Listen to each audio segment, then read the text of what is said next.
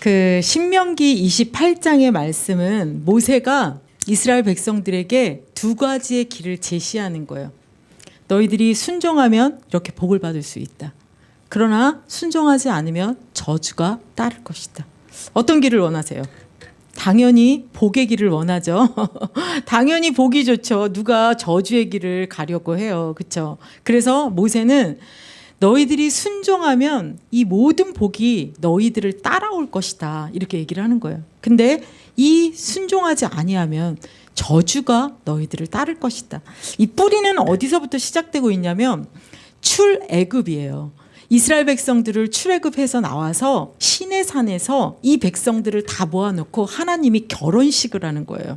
결혼하신 분들 기억나죠? 결혼식에 시내산에다 이 백성들을 다 불러내고 이 백성하고 하나님하고 언약을 맺으면서 하나님이 하신 말씀이에요. 이 모든 민족들이 내가 하나님인 것을 너희들을 보면서 알게 하리라. 그만큼 복을 주겠다 이 뜻인 거예요. 그래서 내가 이제 너희들은 내 백성이니까 나의 법을 따라라. 이 세상 법, 이 우상 숭배하던 그 세상 법을 따르지 말고 하나님으로부터 나오는 하나님의 마음으로 함께 살자. 이게 하나님의 뜻인 거예요. 그래서 그 모든 것들을 지키면 내가 이제 말씀에도 나오는데 복이 따라올 거래요. 복이 계속 저 뒤를 쫓아오는 거예요. 그러면서 복을 준다. 그러나 나를 배반하고 이 언약을 멸시하고 이 말씀에 이제 싫어. 그러면서 나 이게 좋아하면서 자기 뜻대로 가면 그거에 대한 계약, 언약이 이게 약속이기 때문에 저주가 올 것이다. 어떻게 할래? 근데 이 백성이 뭐라 그러냐면 하겠습니다. 이렇게 다 한 거예요. 그러니까 쉽게 말하면은 서약을 한 거예요. 결혼식에 이제 서로가 쌍방으로 돼서 너와 나는 부부가 된 것처럼 언약이 체결된 거예요. 그 이야기가 출애굽 1세대의 레위기 26장에 나오는 얘기고 출애굽기 19장에 나오는 얘기를 이제 광야에서 1세대들 다 죽었잖아요. 뭐 했어요? 순종하지 못했죠. 그래서 하나님이 다 죽이고 이제 모세는 이 출애굽 2세대들에게 40년 전에 하나님과 너희 조상들이 결혼했던 이야기를 하면서 출애굽기 19장 얘기를 하면서 레위기 26장 얘기를 하면서 다시 한번 리바이벌 다시 한번 이야기해 주는 거예요. 그래서 너희들이 이제 곧 가나안 땅 들어갈 것인데 하나님이 이렇게 말씀하신 이 말씀의 규례와 이 뜻과 쉽게 말하면 하나님 입으로부터 나온 이 모든 말씀, 토라, 하나님의 정신 이것에 순종하여 살면 복이 따라올 것이고 만약에 이것을 너희들도 너희 조상들이 갔던 것처럼 불순종하고 하면 너희들 인생에 저주가 따라올 것이다. 이 말씀이 신명기 28장의 말씀입니다. 그래서 이스라엘 백성에게 주시는 이 말씀을 여러분들이 들으면서 나는 인생의 이 두 갈래길에 어디에 설 것인가를 확인하는 이 시간이 됐으면 좋겠습니다. 그래서 레위기 26장 3절에 보면은 이제 40년 전 출애굽 1세대들에게 했던 얘기를 지금 하고 있는 거예요.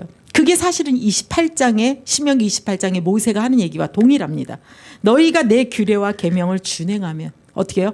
28장에 이제 볼 건데요. 복을 주겠다. 복도 가지가지로 옵니다. 다 와요. 26장 14절 15절에 이제 그래서 3절부터는 쭉 복에 대한 항목이 나와요.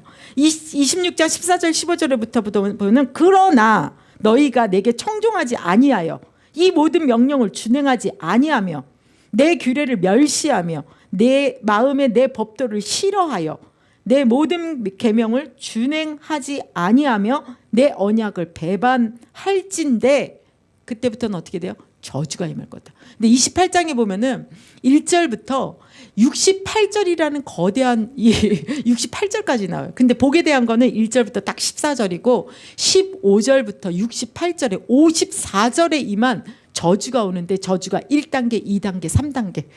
하나님 얼마나 사랑이에요. 처음부터 딱 멸망을 주는 게 아니라 이렇게 하면 이렇게 돼. 계속 돌아오기를 말하고 회개하기를 바라는 마음으로 하나님은 더디 죄를 점진적으로 나아가는데 이스라엘 백성들은 확 가버립니다.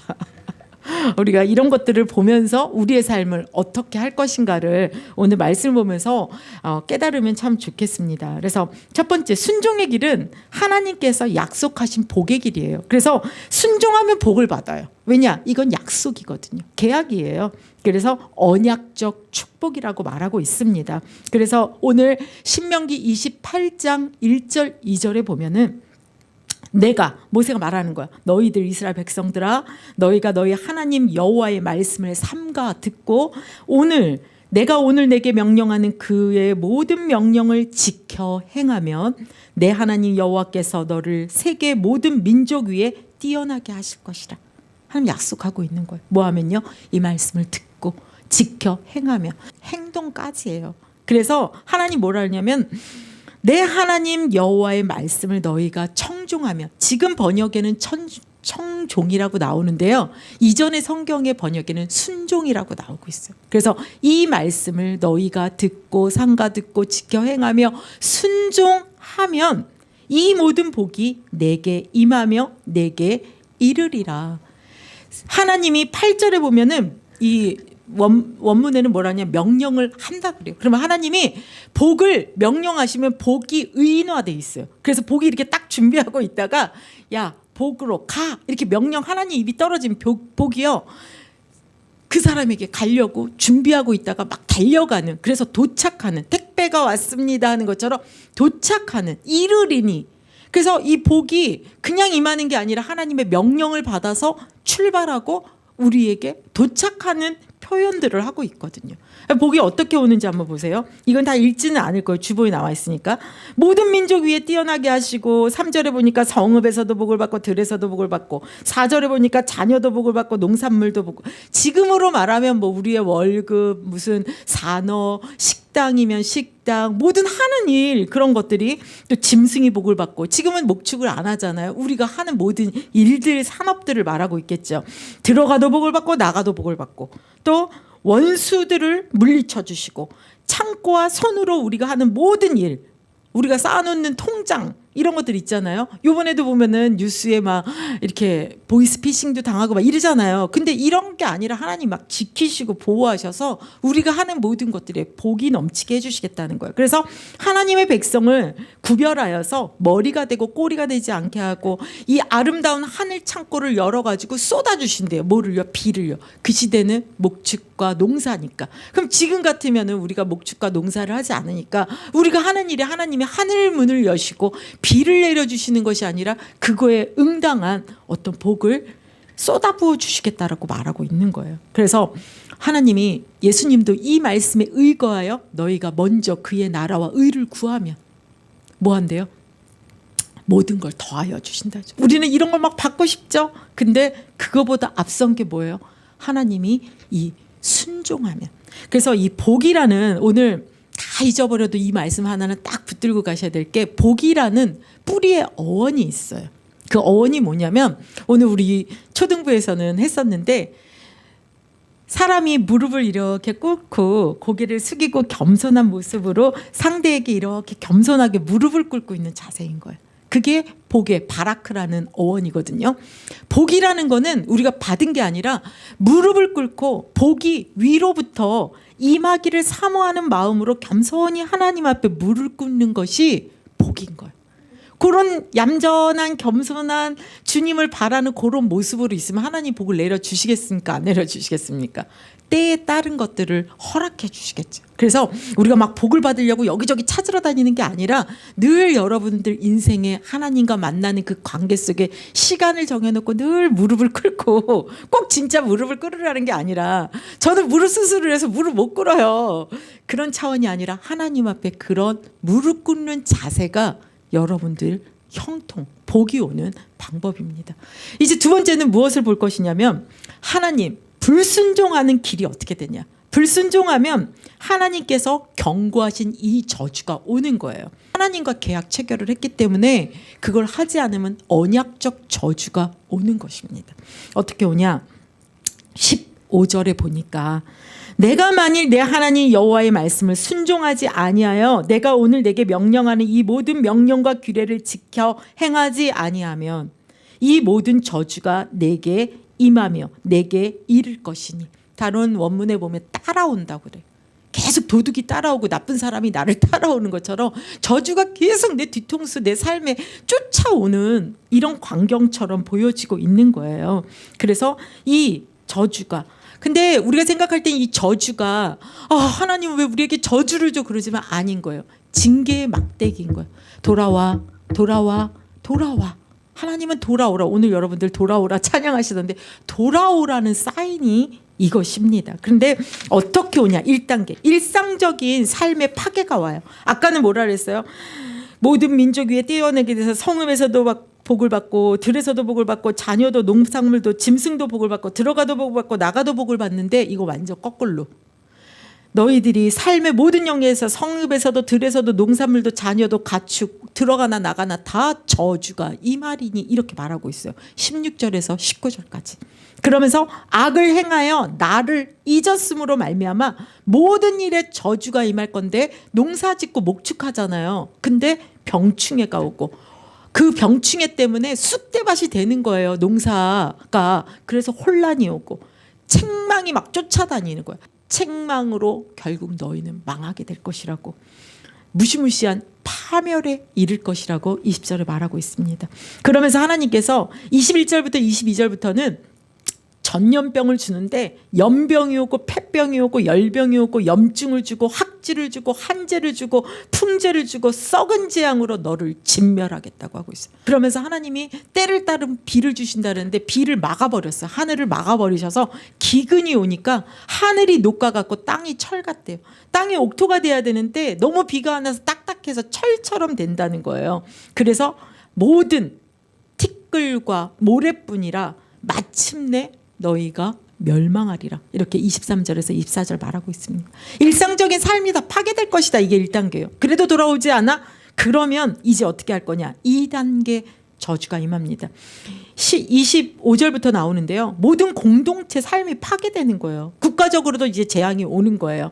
전쟁을 하면 이전에는 원수를 막아주신다 그랬는데 이 전쟁에 패배가 돼서 이 전쟁 끝에 어떻게 되냐? 너희의 시체가 어떻게 되냐? 새와 들짐승들의 먹이가 되는데 아무도 그 새와 그 들짐승들을 쫓아줄 자가 없을 거라고 말하고 있는 거예요.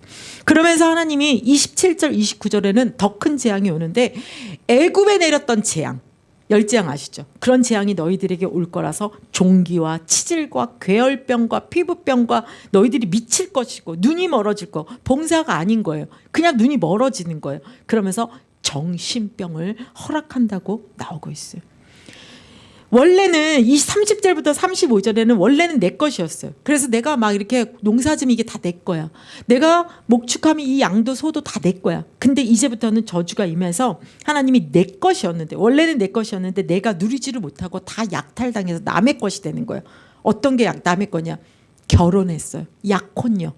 내가 그 약혼녀랑 이스라엘은 1년을 지나서 신혼방을 차리잖아요. 그러나 약혼을 했어도 그 여자가 너의 여자가 되지 않을 것이다. 집과 포도원과 가축과 자식과 그 모든 것들이 다 너의 것이 아니라 약탈될 것이다. 압제와 학대가 너희들을 따라다녀서 온갖 질병으로 이스라엘을 치실 거라고 말씀하고 있는 거예요.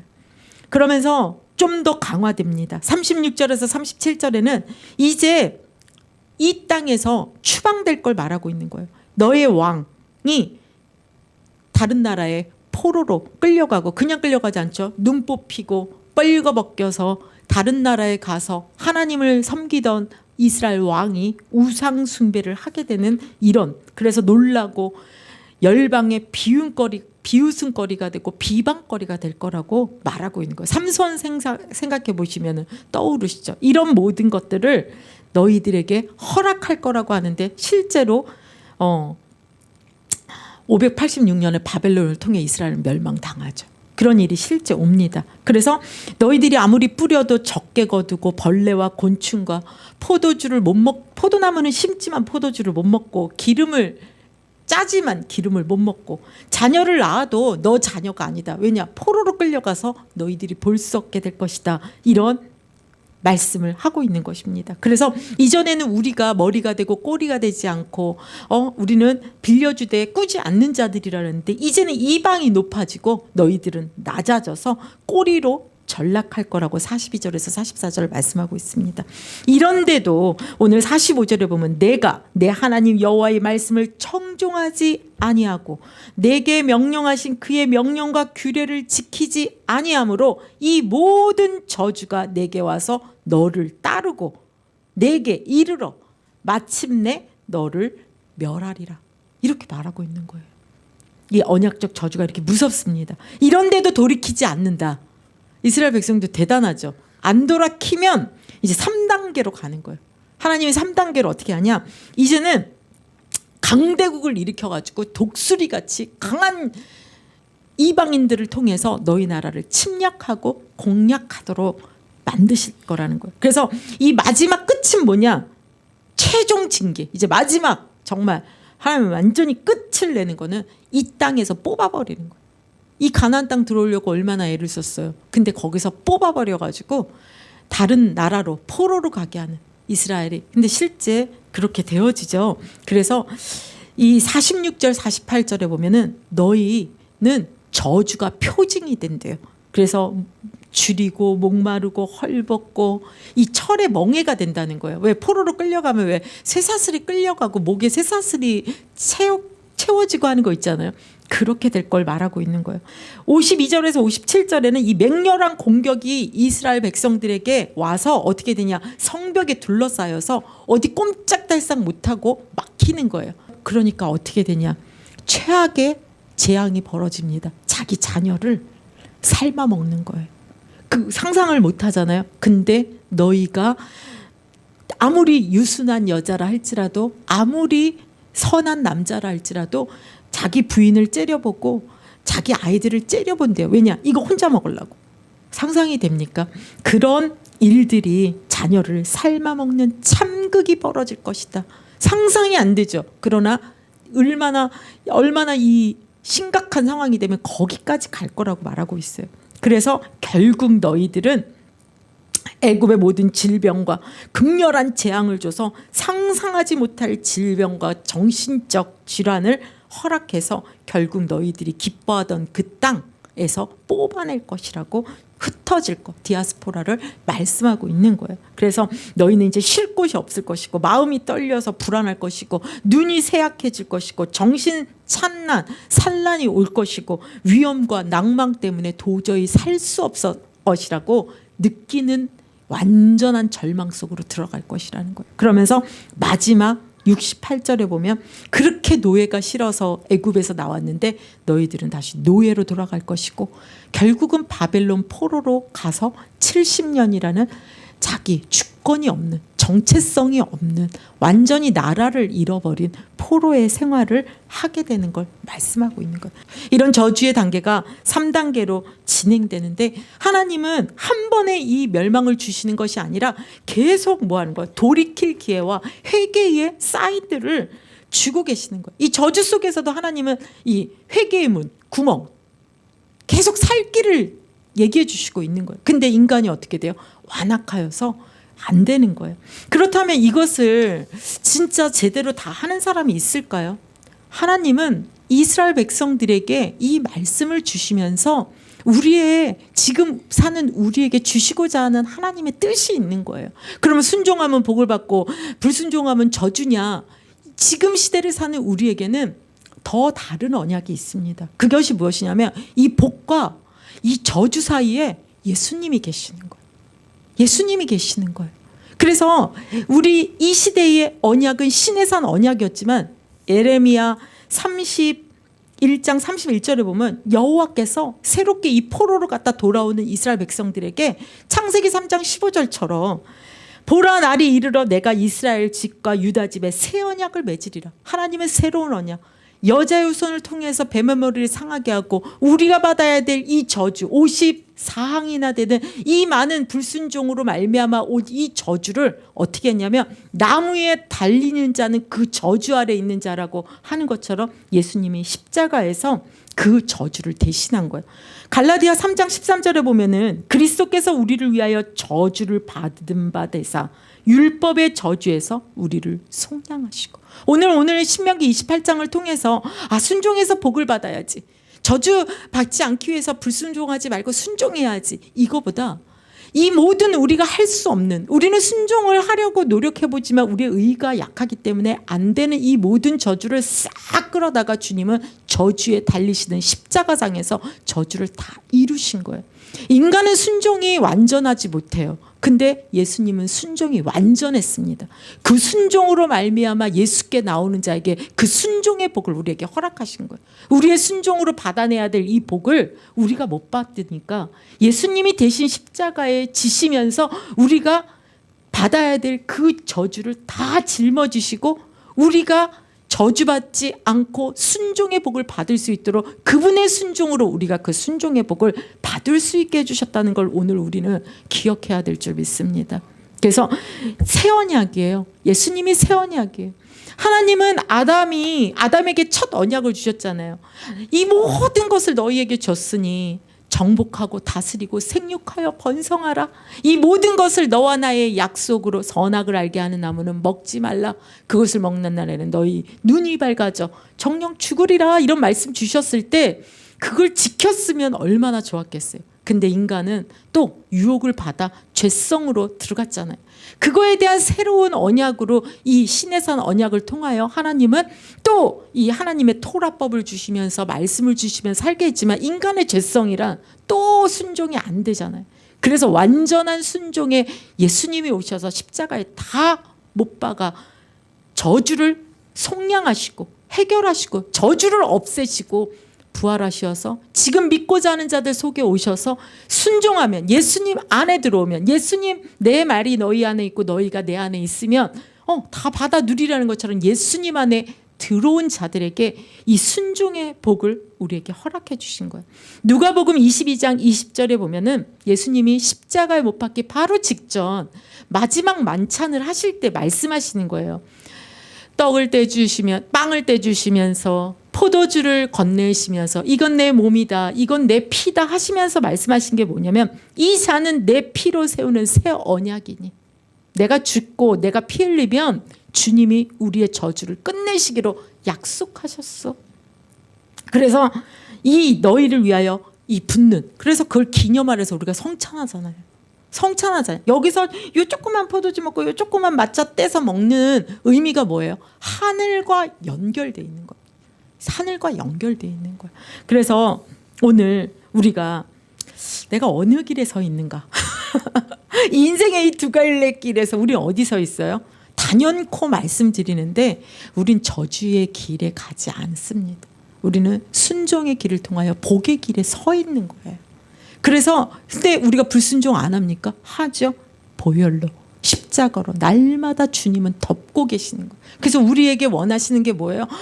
주님이 또 저주 주시면 어떡해, 이게 아니라 날마다 순종해서 복을 받아야지가 아니라 불순종 안 하면 저주가 올 거야, 이런 두려움이 아니라 주님이 십자가에서 다 이루신 그 헌신, 그 사랑, 그 은혜 가운데 우리가 들어간다면 그 십자가의 죽음이 아깝지 않도록 우리가 어떻게 되겠어요? 늘 아까 말씀하신 것처럼 복이 바라크라 그랬잖아요. 무릎 꿇고 주님 앞에 이렇게 겸손한 모습, 주님께 종된 모습, 순종하는 모습, 주님 모습을, 주님 원하시는 걸 바라는 모습, 이런 부분들이 되어질 때 하나님은 정말 그 죽음이 헛되지 않는 축복으로, 순종의 복으로 여러분들에게 복 주셔서 많은 열방에 내가 살아있고 내 하나님을 증거하는 증인 되시기를 원하시는 겁니다. 그래서 순종은 복을 받기 위한 도구가 아니라 하나님을 향한 사랑의 표현인 거예요. 너무 사랑하고 십자가로 이 모든 저주는 우리와 상관없게 해주신 거예요. 저주 받을 수가 없어요. 그렇게 만들어 주신 거예요. 그런 주님의 그 십자가 순종, 그 핏값을 감사해야 하는 태도가 우리의 순종은. 그래서 이미 받은 은혜에 대한 순종은 뭐야? 반응인 거야. 다 주셨구나. 이 복이 다 와 있구나. 이걸 누리시기를 원하시는구나. 이런 여러분들의 그럴 때 하나님이 우리에게 54절에 임한 이 1단계, 2단계, 3단계의 저주가 어떻게 된 거야? 싹 끝난 거죠. 그래서 이 우리의 이 순종이 복을 받기 위한 것이 아니라 복을 다 받은 자답게 사는 어떤 자세가 순종일 줄 믿습니다. 그래서 신명기 마지막 말씀인데요. 신명기 30장 19절 20절 말씀이 오늘 모세가 여러분들에게 아니 이스라엘 백성들에게 하는 말인데, 오늘 저와 여러분이 하나님 우리에게 야 이제 선택해봐 하면서 주시는 말씀일 줄 믿어요. 한번 같이 읽어봅시다. 내가 오늘 너희 앞에 생명과 사망과 복과 저주를 두었은즉 너와 내 자손이 살기 위하여 생명을 택하고 내 하나님 여호와를 사랑하고 그의 말씀을 청종하며 또 그를 의지하라. 하나님이 두 개를 주셨대요. 생명과 사망, 복과 저주. 뭘 택할래? 생명을 택하라. 말씀을 택하라. 주를 따르는 순종을 택하라. 그래서 뭐예요? 여호와를 사랑하고 그 말씀을 청종하면, 천종이면 순종하면, 또 그를 의지하면, 그 예수님을 따라 사는 여러분들. 그래서 순종은 하나님과의 관계예요. 정말 단순한 이게 정말 우리 하나님 백성 됐으니까 따르는 의무가 아니라 하나님 나라 복을 누리는 통로입니다. 그래서 복, 무릎을 꿇고 겸손히 주님 위로부터 복을 주세요 하는 그런 자세, 이게 복입니다. 그런 자세를 여러분들이 날마다 주님 앞에 8시 기도회로, 새벽 예배로, 아니면 어떤 시간의 묵상으로, 우리 가정 예배로 그런 자세를 하면 한 복이 그냥 야 가라 명령하는 거예요. 그럼 복이 의인이 사람처럼 오는 거예요. 달려오는 거예요. 뭐 때를 따라, 필요에 따라, 상황에 따라 달려오는 것입니다. 그래서 가장 중요한 게 내가 주인 되지 말고 날마다 나를 쳐서 복종하고, 바울 사도처럼 나는 날마다 죽노라. 그 죽은 게 아니죠. 옛사람을 죽여야 성령으로 사는 우리 안에 있는 성령님이, 지난주 2부 메시지 좀 어려웠죠. 디카이오스네, 의 대신 그분이 내 안에 계시잖아요. 그분을 외면하지 않고 내 옛사람, 내 자아는 죽이고 날마다 죽노라 하면서 주님 뭐 원하세요 하면서 이렇게 겸손하게 복의 자세를 가지면 그 디카이오스네, 의 대신 주님이 계속 우리의 말씀하시잖아요. 그 음성을 쫓아 뭐 하는 거예요? 네 하고 순종하여 따라가게 되면 어떻게 해요? 복이 계속 우리를 따라와서 하늘의 신령한 모든 것들이 우리 인생 가운데, 우리의 자녀 가운데, 우리의 그 산업 가운데 들어가나 나가나 모든 것에 머리가 되고 꼬리가 되지 않고 빌리지 않고 꾸어주는 자가 되는 이 모든 거룩한 백성이 될 줄 믿습니다. 그렇게 되어 있어요. 그래서 여러분들이 더 새벽 예배, 저녁 예배, 아니면 어떤 하나님과의 그 더 관계 속에 내가 더 주님을 믿어드리리라, 더 의지하리라, 주님 앞에 더 나아가리라, 이런 마음으로 주님 앞에 겸손히 무릎 꿇는 그런 자세로 있으면 복은 오늘도 내일도 주님 나라 갈 때까지 여러분들에게 풍성하게 내려주실 줄 믿습니다.